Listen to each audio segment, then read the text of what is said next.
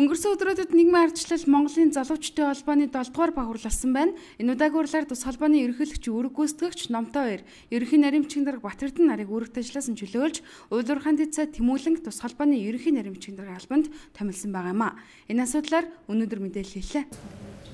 За, ямар ч манай бас одоо яг холбооны маань ерөнхийлөгч хоёрд манайхад дааж сурж байгаа мөн одоо холбооны ерөнхийлөгч үүрэг гүйцэтгэгч Номтой 2 манай өөрийн хүсэлтээр дөрөвт ажилласаа чөлөөлөлт хүсэл гаргасантай холбогдуулаад холбооныхоо дүрмийн дагуу бол холбооны ерөнхий нарийн бичих бол ерөнхийлөгчийн үүргийг бол одоо гүйцэтгэх одоо дүрмтэй байдаг. Тэгээ энэ дагуу бол миний бас их хурл хүртэл одоо төр хугацаанд буюу 2 сарын хугацаанд одоо ерөнхийлөгчийн үүргийг бас давхар одоо төр орлон гүйцэтгэх одоо ийм үүрэгтэй байгаа.